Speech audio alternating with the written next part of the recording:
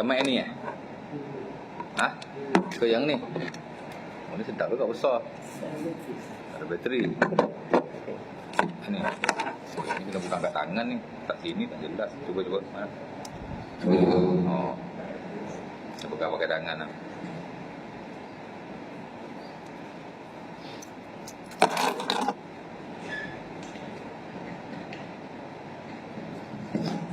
Alhamdulillah.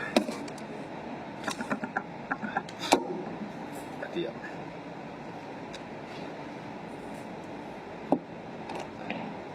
Dah, mi dah on dah. Mi dah on dah. Mi dah. Nak gemit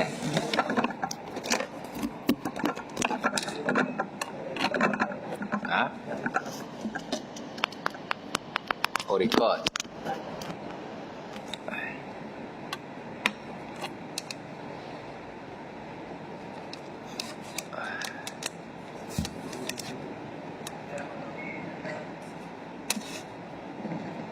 Assalamualaikum warahmatullahi wabarakatuh. Innal hamdalillah nahmaduhu wa nasta'inuhu wa nastaghfiruh. Na'udzu billahi min shururi anfusina min sayyiati a'malina may yahdihillahu fala mudilla lahu wa may yudlil fala hadiya lahu. Asyhadu an la ilaha illallah wa la syarika lahu. Asyhadu anna Muhammadan abduhu wa rasuluh. Allahumma salli wa sallim ala sayyidina Muhammad wa ala alihi wa sahbihi ajma'in. Amma ba'd.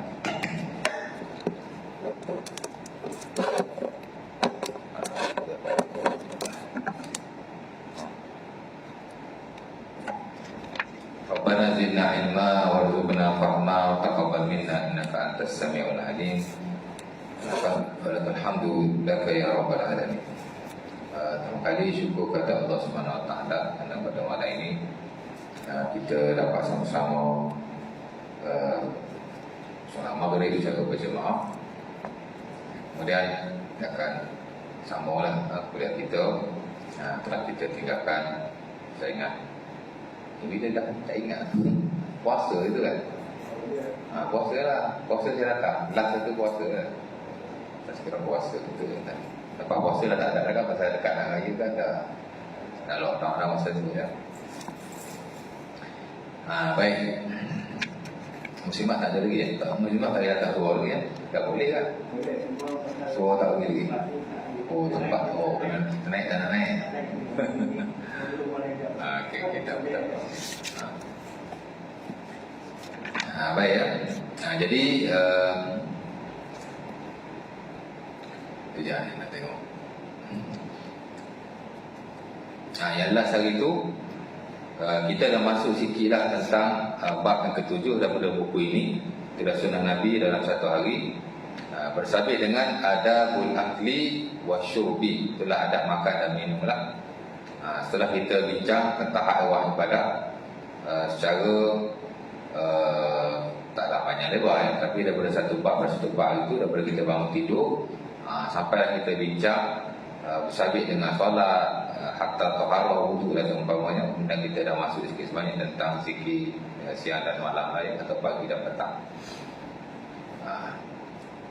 Kemudian tentang adab keluar daripada rumah dulu kita dah sentuh yang last itu.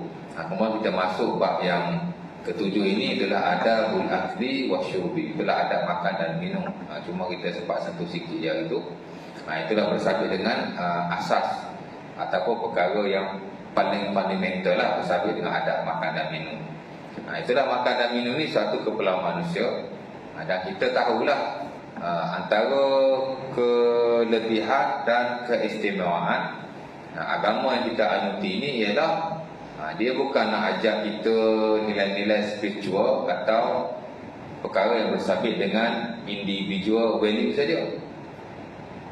Pasal diri kita saja, especially diri kita dengan Allah lah. Cara nak semayang, cara nak puasa, hal yang bersabit dengan ibadah khususiah. Tapi dia nak ajar juga kita bagaimana kita nak berinteraksi dan nak melakukan hal-hal yang lain yang pada asalnya bukanlah ibadah. Macam dulu kita bincang, bila bangun tidur kita masuk tandas. Ada adab qada al-hajah, ataupun disebut dengan istilah yang lebih sopan lah, adabul istitabah. Adab-adab istitabah, sucikan diri. Tapi kalau sebut ada qada hajat pun tak salah. Cuma majoriti para fuqaha dalam buku-buku fiqh adab qada hajat tu dibuat adabul istithabah. Adab menyucikan diri, membersihkan diri lah kan. Tapi kalau kata qada hajat pun tidak salah. Bahkan sebagian para fuqaha atau ulama dia buat adab qada hajat juga kan. Qada hajat bukan ibadah. Puan haji ibadah ke mana? Ya tak? Asal dia tu bukanlah ibadah. Tapi bila kita melakukan seumpama yang telah disyariatkan kepada kita, dia jadi ibadah. Sebab dunia dan akhirat ni dia tidak terpisah sebenarnya. Mungkinlah berbeza dengan agama-agama yang lain. Of course lah agama-agama yang tidak samawi atau tidak berpunca daripada wahyu. Buddhism, Hinduism itu katanya tidak berpunca dari wahyu lah. Walaupun ada juga dakwaan orang kata Buddha ni asal dulu Nabi Allah Ta'ala lah. Tapi agama-agama yang kita kata samawi seperti Yahudi, Nasrani, agama-agama seperti itu, dia juga orang kata apa, hal-hal yang seumpama ini juga dia pun ambil kira juga, dia ada tata cara dia juga. Tapi dia kadang-kadang dalam setengah-setengah hal dia mengasing-asingkan antara ibadah dari sudut ketuhanannya dan hal yang keduniaan seumpama dia asingkan. Kita tak pastilah adakah agama samawi dulu-dulu sebelum dia diubah, adakah dia begitu? Allah Ta'ala alam. Kalau kita pun tak belajar lebih lanjut. Dan dalam Quran baik, dalam hadis Nabi baik pun tak cerita secara detail atau panjang lebar berkait dengan agama-agama samawi yang dulu lah. Agama samawi ni tuan-tuan faham istilah itu, agama yang Islam juga tapi telah diubah. Yahudi, Nasrani, ahli kitab lah kita panggil agama ahli kitab lah. Itu dipanggil samawi. Asas saja daripada Allah tu, wahyu tu, tapi diubah sikit demi sikit. Satu lagi dipanggil agama yang bukan samawi. Mana tak tahu asal dan usul. Selain daripada itulah agama sembah batu, sembah kain, sembah batu, sembah api. Itu dipanggil tidak samawi lah. Pasal apa ni samawi? Pasal dia asalnya dia daripada Allah Subhanahu Wa Taala, tapi dia jadi agama samawi baik, agama bukan samawi baik. Kalau kita lihat kadang-kadang dia mengasing-asingkan. Dunia asing, agama ni asing. Bila sebut agama ni ibadat sajalah. Semayang lah kalau dia semayang. Kalau dia puasa pun puasa. Mana dia sembah Tuhan. Tapi dia kata agama dengan dunia ni dia kata asing. Dia tak kena sekali. Hatta kalau kita lihat agama samawi pun, Yahudi pun, tak tahulah dulu-dulu punya Yahudi semasa agama Nabi Musa alaihissalam begitu atau tidak. Tapi bila mari zaman yang terkemudian, hatta zaman Rasul pun mereka sudah mengasing-asingkan antara dunia dan akhirat. Dia asing.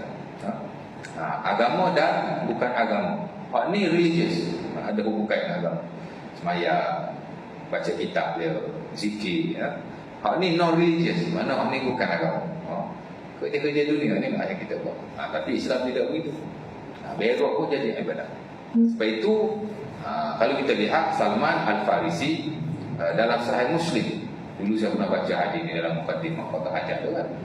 Bila orang Yahudi tanya dia, kana nabiyukum, dia kata hal allamakum nabiyukum kulla syai'. Ada orang Yahudi ni, ialah orang Yahudi kan. Dia tahulah Islam ni sikit sebanyak. Tapi ada orang Yahudi dia tahu agak lebih juga. Tapi ada yang tidak tahu. Jadi dia dengar Islam ni dia kata satu agama yang Muhammad bawa ni meliputi, komprehensif. Jadi dia tanya, betul ke?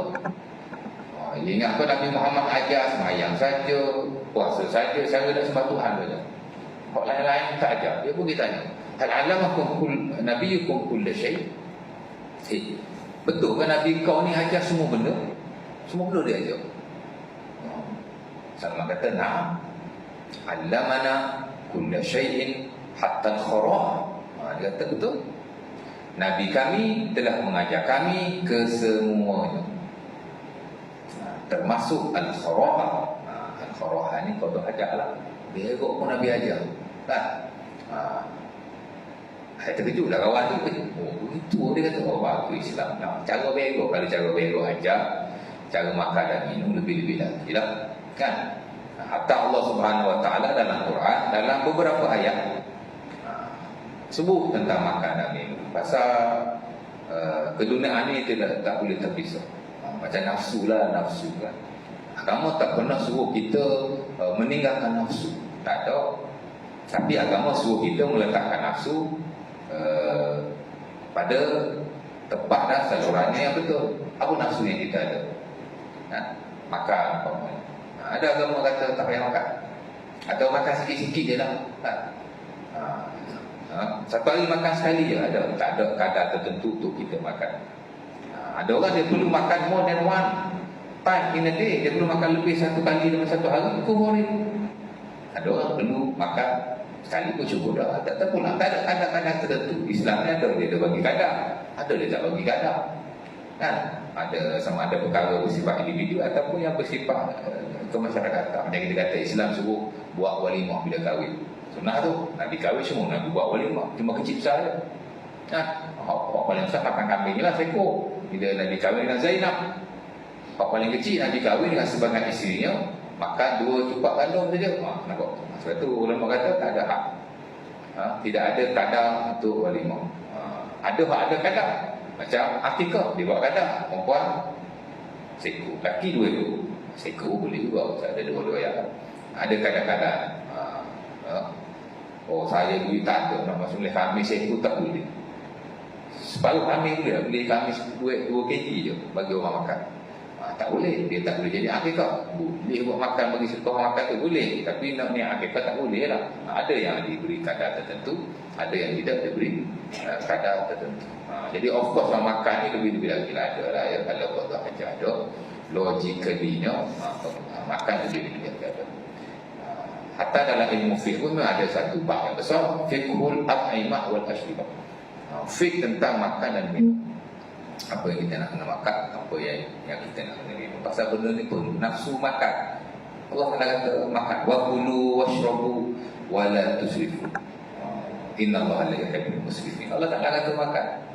Allah Taala kata minum, tapi jangan berlebih-lebihan.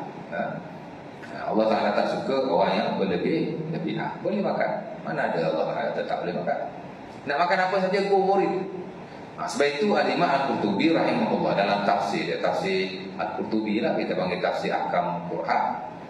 Dia ni antara ulama yang tajam lah mengkritik ahli-ahli sufi pada zaman. Pasal sufi ni pun adalah setengah dia kadang melebih-lebih juga. Kan? Tidak diberi kadar oleh syarak, diberi kadar. Dia kata satu hari boleh makan sekali saja. Kalau tuan-tuan rajin baca buku tasawuf, memang ada setengah-setengahnya tu. Dia bagi kadar pula. Islam tak bagi kadar, dia bagi kadar. Satu hari makan sekali je.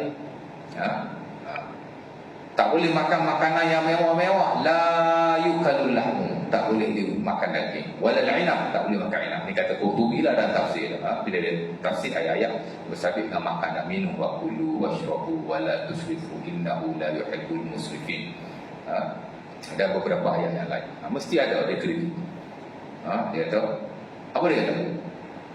Dia kata tak bagi makan daging, tak bagi makan anggur, inap ni anggur. Pasal daging adalah makanan orang-orang yang agak hack-hack lah zaman dulu. Dia kata orang ada ya, orang yang kaya dia makan daging. Sebab tu Nabi ni kata Aisyah, kenapa Nabi suka makan betis kambing, lengan kambing lah. Lengan kambing pun boleh. Dia kata zirah, kambing ni kalau orang Melayu dia kata dua-dua kaki. Orang ada dua depan tu dia kata tangan. Sebab tu bahagian depan tu dia ada lengan kambing. Lengan ni tangan lah ya. Nabi suka makan ahabul lahmi ila Nabi az-zirah. Kata Abu Hurairah dalam Sunan Ibnu Majah, Nabi dia suka makan zirah. Zirah ni bahagian lengan. Daging tu bahagian lengan. Kita pun beli kambing, saya nak lengan. Pasal apa lengan? Pasal ada orang kata sunnah Nabi ni makan lengan. Kan?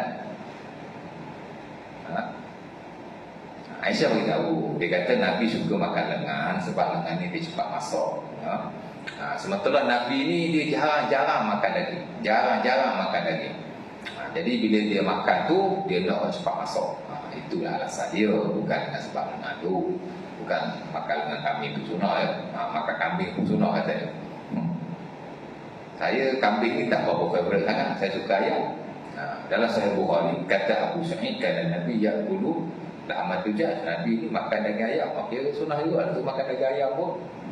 Mana jadi kambing sunnah, ayam tak sunnah pula. Kali itu Nabi makan lah tu. Kan? Apa kata Qurtubi? Dia katakan ashabun Nabi yaquluna al-lahma wal 'inab summa yakhrujuna ila salah. Apa masalah dia kata nak makan daging dan nak makan inap? Apa dia mak? Yalah, Kusufian ni dia nak ajar kita ni tak berlebih-lebihan, tak bermewah-mewahan. Jadi makanan-makanan bangsawan, orang kaya dia tak berapa nak benar sangat. Takut kita terbawa-bawa dengan keduniaan. Kata Qurtubi tak ada masalah apa-apa. Haram jauh sekali, makruh. Tak juga. Pasal apa? Pasal ashabun Nabi dikatakan Nabi wa ashabuhu yaquluna al-lahma wal 'inab thumma yakhrujuna ila as-salah. Nabi dan para sahabat dia makan daging, dia makan inab, dia makan anggur dan dia pergi sembahyang. Kan? Tidak ada apa-apa kecelaan pada hal yang seumpama itu. Nafsu makan-makan, go for it. Cuma Nabi ajar saya tak cara makan yang kata bincang. Mana boleh makan, nafsu minum, nafsu apa dulu. Nafsu tidur. Ada Islam kata jangan tidur. Tak ada. Yusalli ahadukum nasyata. Idza na'asa ahadukum, Nabi kata falyanam. Orang tu bila dia semayang, dia kena semayang dalam keadaan dia cergas. Nabi kata bila dia mengantuk maka tidur. Tidur, kalau mengantuk jangan semayang. Tidur dulu. Tapi kalau mengantuk sungguhlah, mengantuk sikit-sikit. Asal ngantuk dia tidur. Asal ngantuk dia tidur. Asal tidur dia mengantuk bila nak semayang. Ini kalau mengantuk sungguhlah, tak boleh mengganggu khusyuk kita semayang. Nabi kata tidur. Adalah soal itu solat dalam keadaan dia cerdas. Cerdas. Dan bila dia mengantuk tidur lah. Nabi masuk masjid ada tali. Dakhala Nabi al-masjid kata Anas Nasai Bukhari atau Muslim. Fa idza hablum mamdud, ada satu tali diikat di tepi itu. Ikat talinya. Nabi bertanya Anas, "Ma hadzal habl?" Dia apa ni? Di Zainab. Zainab punya ada kata. Ta'allaqat bihi idza khatara. Bila dia penat dia pegang tali ni. Nabi tadi salli hadikum nasata. Nabi kata bukan Nabi kata begitu. Nabi kata Nabi kata salli hadikum nasatahu fa idza khatara au kasala falyajlis. Nabi kata dalam soal itu semayang dan keadaan dia cergas. Bila dia tak sihat, lemah ataupun dia malas. Malas malas ni mana kata dia dia nak duduk, dia tak apa ni lah ya. Nabi kata fal yajlis, maka dalam dia semayang dan keadaan dia duduk. Tapi semayang duduk ada cara dia ya, bukan asal semayang nak duduk aja dia. Of course lah semayang fardu. Kalau dia main duduk saja ada lah dia punya cara-cara dia. Jadi nafsu-nafsu manusia ni memang dikawal dan diatur, tapi tidak sama sekali kata apa nafsu kahwin ya masyarakat syabab masyarakat minkumul ba' kalau kita tahu wahai manusia kata apa bila kita belajar fikih nikah mukadimah tu kan hadis Ibnu Mas'ud kata kunna inda Nabi syababan, kami ini muda-muda duk dengan Nabi dah.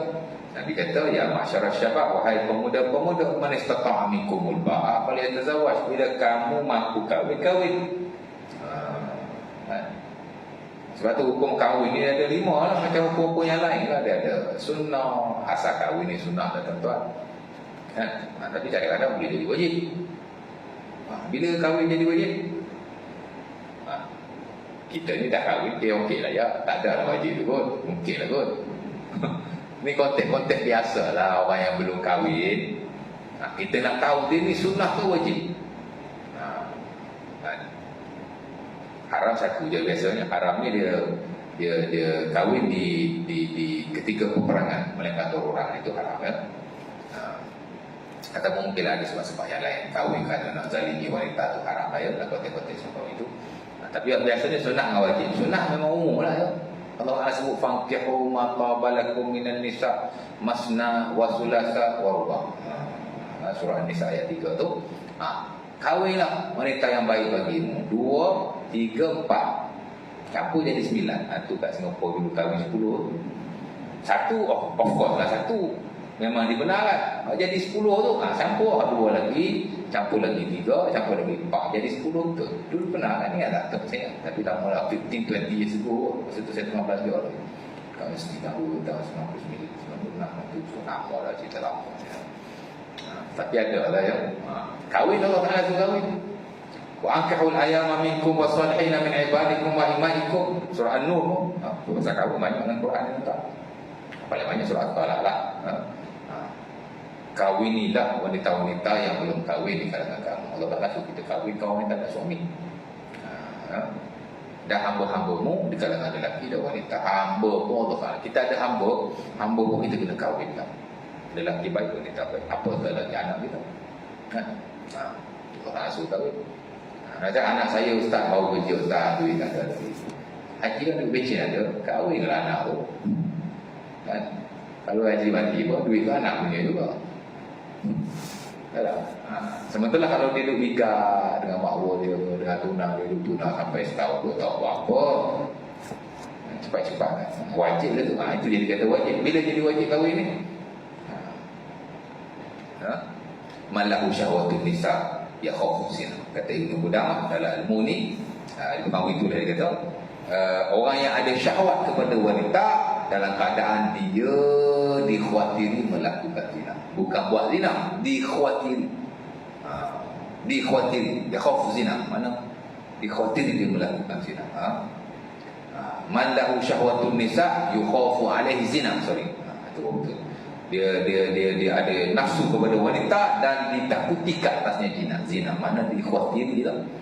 Kita tengok anak kita ni galak macam tu, ligat aja, asyik bawa mawa dulu bilik. Kita pun ada duit sikit nak kahwinkan dia. Tapi ialah serasa lah ya. Tapi siapa itu dah kira wajib tu. Ya Allah Ta'ala suruh kahwinkan orang tak ada suami, orang tak ada isteri, kahwinkan. Kalau hamba Allah Ta'ala suruh kita kahwinkan anak-anak kita lebih-lebih lagi, atau siapa sahaja yang berada di bawah kekuasaan kita ya. Jadi kalau rumah kita ada adik perempuan kita tanggungjawab juga. Siapa-siapa yang duduk di rumah kita tanggungjawab ya. Baik. Jadi samalah begitu juga nafsu-nafsu yang lain. Samalah bab makan dan minum. Jadi Islam telah mengajar satu-satu kepada kita tata caranya, dan kita dapati dalam buku-buku fiqh bila ulama ajar kepada kita tentang adab makan dan minum ni, saya kira tak kurang daripada 30 lah, banyaklah ya. Walaupun sebagainya kita dah tahu dan kita telah mengamalkannya, tapi sebahagian besar lagi juga kadang-kadang kita masih miss kerana kita tak pernah baca atau dengarlah hal apa. Baik. Ataupun kita tahu tapi kita bawa tak tahu. Ada juga jenis macam tu. Baik. Pertama ya, membaca bismillah, of course ya. Ini semua orang tahu. Bila kita nak makan atau nak minum, digalakkan, disunahkan untuk kita membaca bismillah sekurang-kurangnya. Dan boleh juga kita baca secara penuh. Umpama apa yang diputuskan oleh ulama-ulama kita, termasuk Al-Imam Nawawi rahimahullah dan selainnya, boleh kita baca bismillahirrahmanirrahim. Tapi kalau kita kata bismillah, that's it. Isu bismillah ni pun sebenarnya panjang lebar. Ulama pun khilaf lah isu sebesar tu, dia khilaf. Pasal Nabi ni bila makan, Nabi tak baca bismillahirrahmanirrahim, dia baca bismillah saja. Ataupun dia suruh baca bismillah, jadi boleh tak baca bismillahirrahmanirrahim. Ada khilaf lah ya. Al-Imam Ibn Ala tu dua orang panjang lebar dalam Syarah Al-Askar. Ada ulama membenarkan, ada ulama tak membenarkan. Tapi sekurang-kurangnya membaca bismillah lah ya, kita ringkasnya. Dan kalau kita baca penuh pun tak apa. Ataupun kita baca bismillah, kita sebut nama-nama Allah yang lain. Bismillahirrahmanirrahim, Bismillahirrahmanirrahim Karim. Asalkan sebut bismillah. Lain kalau lebih itu terpulang lah ya. Dan Nabi SAW ada banyak di sana hadis yang bukan bahawa amat-amat digalakkan kita membaca bismillah. Dan yang paling jelas adalah hadis Umar bin Abi Salamah yang diriwayatkan dalam Sahih Bukhari, di mana Nabi berkata kepadanya, ya ghulam samillah, wahai budak, sebutlah bismillah. Nabi tengah makan, dia datang, dia terus ambil makanan. Nabi mengajar kepada dia, ya pula, samillah wa kul bi yaminika wa kul mimma yalik. Dalam dia tulis bahasa Melayu saja, dia tak bawa teks. Nabi kata, wahai budak, sebutlah nama Allah. Makanlah dengan tangan kananmu dan makanlah makanan yang dekat denganmu. Bukan tak boleh makan makanan yang jauh, tapi dahulukan makanan yang dekat dengan kita. Kemudian jika kita terlupa semasa kita makan untuk membaca bismillah, bacalah ketika di pertengahan. Seumpama yang diriwayatkan dalam Sunan Abi Dawud kepada Aisyah, iza akala ahadun ta'aman falyakul bismillah fa in nasiya fil awwal falyakul fi akhirih atau fil akhir bismillah fi awwalihi wa akhirih, ataupun bismillah awwaluhu wa akhiruhu. Dia ada dua riwayat. Nabi kata siapa-siapa yang makan dia lupa baca bismillah, syarat nak berhenti tu. Kemudian dia lupa, jika seorang itu makan adalah dia membaca bismillah. Jika dia lupa, kita baca, kita nak asal makan je baca bismillah, betul? Jaranglah kita tak baca, jarang. Melainkan sekali-sekala once a while kita mari syok lah, mari aku baca tak baca tadi, tak baca pun. Maka kita baca lah bismillah fi awwalihi wa akhirih. Ya. Pasal kalau kita syok, dia kira tak baca. Kalau kita syok antara baca dengan tak baca, dia kira tidak baca. Selagi mana kita tengah makan lah. Tapi kalau kita dah habis makan, tak pergi tak ke mana, tak dia ke makan bismillah dah. Tak payah. Macam kita semayang lah tuan-tuan. Tengah sujud-sujud malam. Tadi aku baca dah Fatihah. Kalau tak baca surah tak apa ni. Fatihah tu, syak tu. Ni tengah semayang seorang dah. Tapi kalau semayang makmum pun sama juga tuan. Mari syak lah ni. Aku tadi baca Fatihah lah. Mari syak. Apa tu tuan buat? Contoh tuan semayang seorang, tengah sujud, tuan lupa. Bukan lupa, syak. Aku tadi, kalau tuan confirm, aku tadi tak baca Fatihah lah. Apa tuan buat? Terus bangunlah baca Fatihah. Kalau tuan berada dalam rakaat yang sama. Kalau tuan sudah masuk rakaat yang baru, tadi aku tak baca bismillah Fatihah. Tuan kena tambah dah satu rakaat lagi. Tapi kalau dalam rakaat yang sama, tuan kena terus bangun untuk membaca Al-Fatihah. Kalau semayang seorang ya, kalau duduk dengan imam jangan bangun pula ya. Batas semayang. Lepas imam salam nanti bagi tambah lagi satu rakaat. Itu tak ada pertikaian. Confirm pasal itu kita confirm kita tak baca. Memang tak baca. Dan sama ada dalam rakaat yang sama atau dalam rakaat ketiga baru ingat, rakaat pertama dia tak baca Fatihah. Pasal apa? Ada gangguan tertentu. Tengah nak baca Fatihah bunyi kait telefon. Terus contohlah ya. Masuk rakaat ketiga baru ingat, aku tak baca Fatihah tadi. Kena tambah lagi satu rakaat ya. Jangan balik rakaat satu balik pula. Jadi rakaat kedua tu dah tambah satu rakaat. Kalau kita dah lepas rakaat tu tambah. Kalau masih rakaat yang sama balik kepada rukun yang awal tadi ya. Nampak? Ini tak ada masalah. Tapi kalau kita syok. Masa ni banyak syok kan. Saya dah lock kereta mari kat surau, aku lock tadi. Lock lagi sekali. Was-was banyak ya. Itu tak apa, ni was-was ibadah. Aku tadi baca Fatihah ke tidak? Apa dia kata buat? Dalam rakaat yang sama, apa tu tak buat? Jadi kira macam mana? Kita tak baca, syok. Aku baca tak baca tadi. Dia kira tak baca. Tuan-tuan kena baki balik lah baca surah Al-Fatihah. Tapi kalau tuan-tuan sudah melangkau rakaat, tuan-tuan kena tambah lagi satu rakaat. Tapi IDM kena sujud sawi je lah. Pasal syak ni dia kira kita tak buat lagi. Melainkan kalau kita syak dah habis semayang dah. Lepas dah habis semayang tadi aku baca dah Fatihah. Tak ada apa dah. Pasal syak di luar ibadah, dia tidak beri kesan. Sama lah dalam hal ni pun, kita dah makan, kita syak, tadi aku baca bismillah. Baca balik lah bismillah fi awwali wa akhirih. Tak perlu. Tapi kalau kita syak semasa makan, ataupun kita confirm lah kita tak baca bismillah, kita bacalah bismillah fi awwalihi wa akhirih. Pasal apa kita kena baca? Kerana kalau kita tidak membaca bismillah, semasa kita makan, maka yang akan makan bersama-sama dengan kita ialah syaitan laknatullah alaih, umpama yang disebut dalam hadis yang diriwayatkan dalam Musnad Al-Hakim, Mustadrak Al-Hakim, di mana kata Nabi SAW, mana hadis, inna syaitan yafhalu ta'am ma lam yuzkaru ismullah alaih. Hadis Umrah bin Husain. Kata Nabi, syaitan akan makan bersama dengan makanan itu jika ia tidak disebut nama Allah padanya, mana tidak baca bismillah. Jadi kalau kita tak baca, kita bacalah. Itu lebih baik, berpahala dan lebih diberkati. Of course lah, kita makan apa kita nak berkat, kan? Sebab tu kita kena makan makanan yang halal, makan makanan yang tidak dilarang. Dan of course lah, kita makan dengan mengamalkan sunat-sunat tertentu, walaupun tidak semua, sebahagian daripada. Siapa yang kita makan, kita nak berkat. Penting. Mudah-mudahan insya-Allah taala. Jadi dapat satu Ramadan ni ya, baca bismillah. Di awal kalau kita lupa, ni kadang-kadang ramai orang tak tahu baca bismillah di awalihi wa akhirih. Kalau saya tak hafal bismillah di awalihi wa akhirih, saya nak bismillahirrahmanirrahim juga, boleh. Tapi yang terbaik baca bismillah di awalihi wa akhirih. Sebab bila kita baca begitu, dia dah cover hak kita lupa tadi. Tapi kalau kita baca bismillah di pertengahan, hak sebelum tu dia tak cover lah. Pasal maksud bismillah di awalihi wa akhirih, dengan nama Allah pada awalnya dan pada akhirnya. Mana dia cover lah, kita lupa tadi. Tapi kalau orang tak hafal kan, nak buat macam mana? Dia baca bismillah, dia lupa bismillah. Lupa bismillah.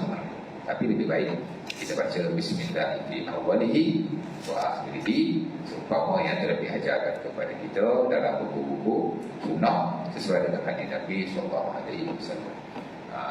Begitu juga dengan minum, kita baca seumpama itu. Masa makan dan minum ni dia adab lebih kurang je. Ada sedikit sebanyak perbezaan, tapi 80% dia mempunyai adab yang sama. Sebab itu buku ni dia asingkan, dia ada makan lain, ada minum lain. Jadi dia sama saja, ada sedikit perbezaan lain. Mudah-mudahan. Jadi saya mungkin setakat itu dulu. Ada tanya, ada soalan? Info question, info answer. Ada? Aku lupa oleh azab. Assalamualaikum warahmatullahi wabarakatuh. Tutup majlis tasbih kafar dan surah.